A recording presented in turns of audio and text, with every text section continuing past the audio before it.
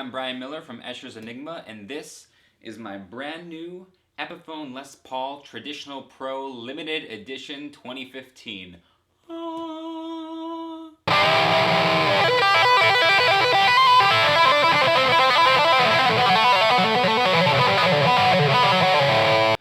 This thing is amazing. Seriously, I absolutely love it, and in this video we're going to talk a little bit about what comes with it, what I've done to it, and go through all the different sounds and tones that you can get with this amazing guitar. First of all, you can see I got this great desert burst finish on it. It's really beautiful. It's got Grover tuners. These are real actual Grover tuners, 18:1 ratio. The best thing about this guitar, it's all mahogany. Check this out. The back, the neck, it's all mahogany, which means when you play this thing, you feel real wood on the neck. And usually Epiphones and Gibsons, most Les Pauls that I play, I don't like the neck at all.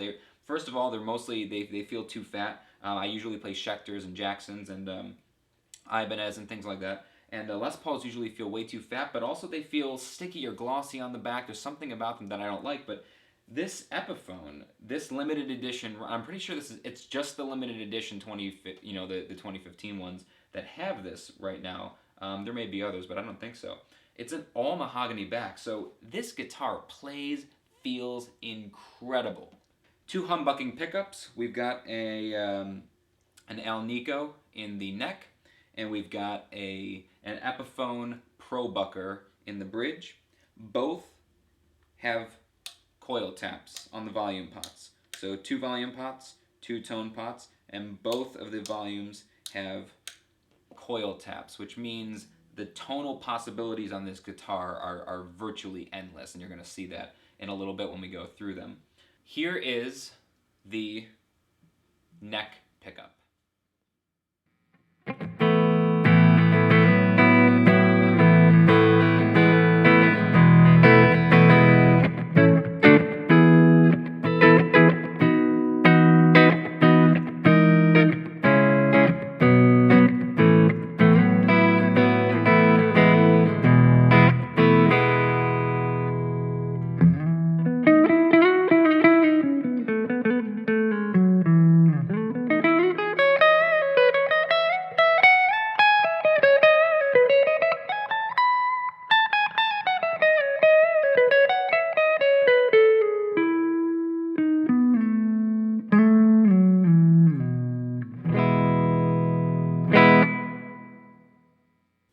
Here is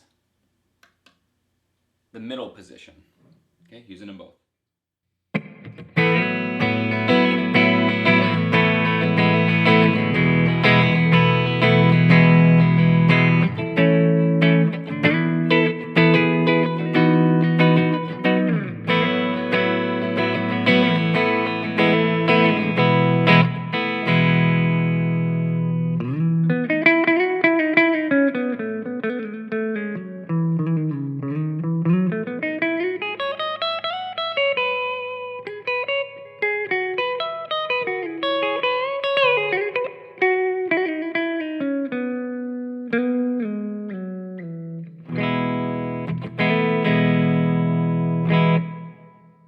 Here is the bridge position.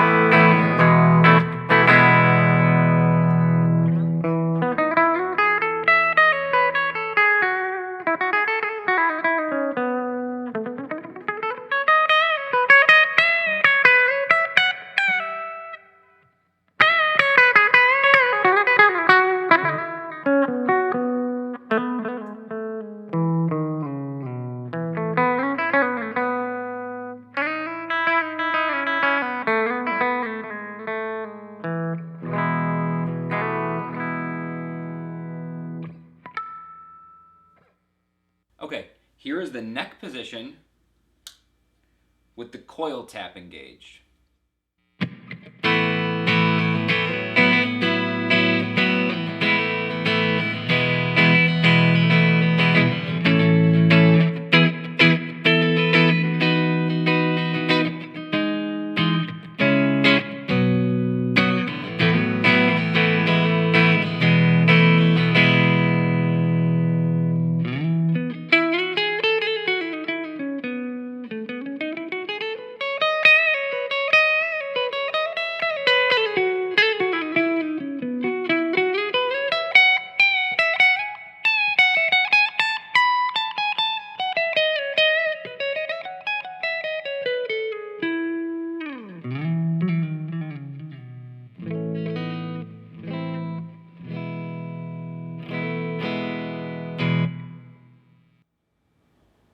Here is the middle position with the neck coil tap engaged.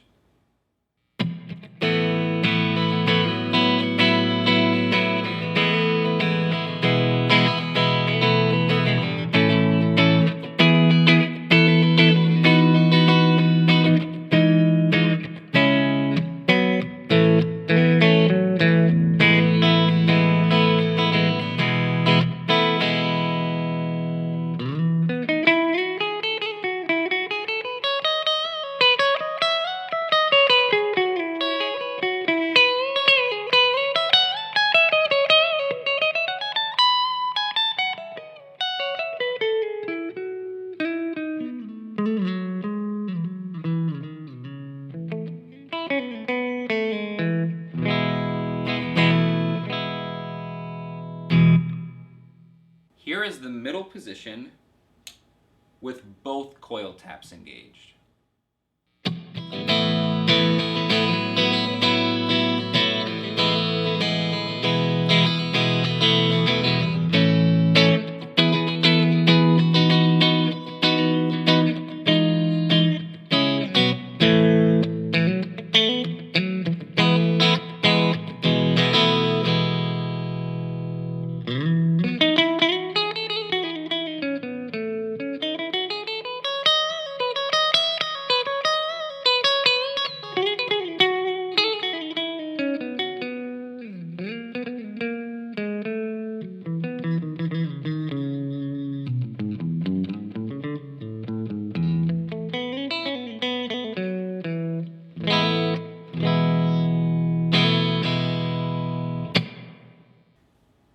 Here is the middle position with the bridge coil tap engaged.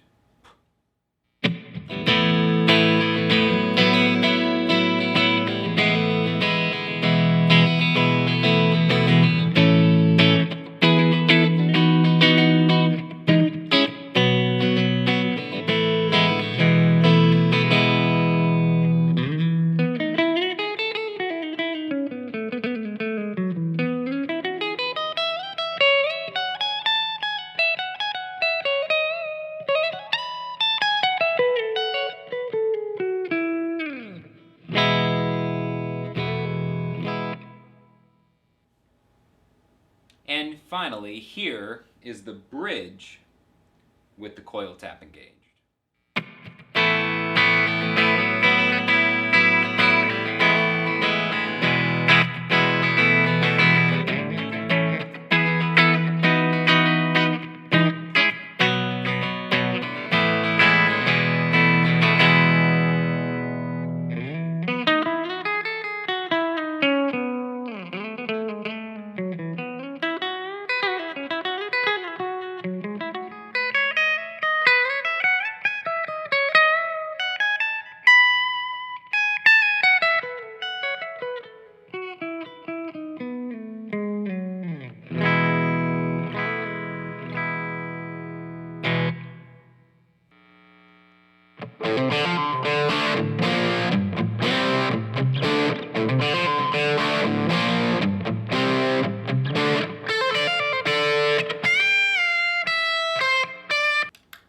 Okay, I am going to show you some of the sounds, some of the tones of this guitar with overdrive. Some high, well, not quite high gain, but kind of some classic rock feel. So.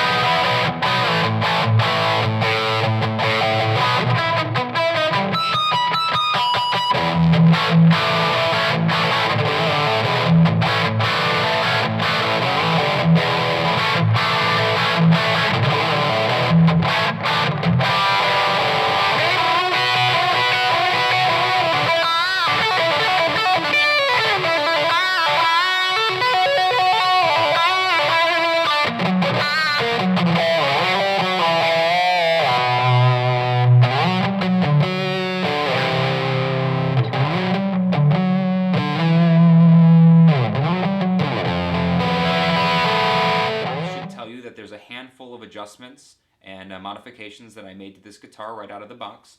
The major thing is right out of the box, the strings were sitting at a radius. They were sitting at a radius that's supposed to be conformed to the fretboard, but it was way off. The G string and the D string were way higher than the other strings. I mean, like out of control higher. No matter what I did, if I brought the action down low enough to get the rest of the strings in the right place, the G and the D strings were still way too high. And it's because coming out of the factory, the tune-o-matic bridge, they just had the saddles. They weren't filed right. And I ordered this from an online retailer, but I went into my local guitar center and checked out a bunch of other guitars, the same exact models from the same run, and they all had that problem. So I think this is the entire run coming out of the store. It wasn't just a bum one that I got. So real simple fix. You can either have the saddles filed down to be the right size, or for 25 bucks you can get a Gotoh drop-in replacement. You do need the Gotoh one. I think there's one other brand that makes it. You need a metric replacement bridge because these guitars come from overseas. So make sure if you're going to do a replacement, and it's a drop-in. This thing literally comes out, new one, drops in. I had a guitar luthier do it for me because I don't trust myself with that stuff. I'm not very handy, but for 25 bucks, drop-in replacement, this new Gotoh bridge, it just sings, sustained, beautiful, perfect, it's wonderful. There were also a couple of frets that were way too high. That could have been just my particular model, I don't know. But by the time I had played with it for a couple of days, I'd really bonded with this specific guitar, and I just I just wanted to keep this one. So I also had the luthier knock down a couple of those frets and resand them and whatever they do, because I had dead notes, not just buzzing, but actual dead notes when the action was low enough. And he also filed down the nut, the slots in the nut just a little bit, so they were sitting better. But for 25 bucks, replacement bridge, knocked down a couple of these frets and filed down the nut. He did all that plus a setup for under 100 bucks, and this guitar is only, I don't know, 400 or 500 bucks to begin with. So for less than 600 bucks, all of a sudden you've got this Epiphone that plays like a $2,000 or $3,000 Gibson. It's just incredible.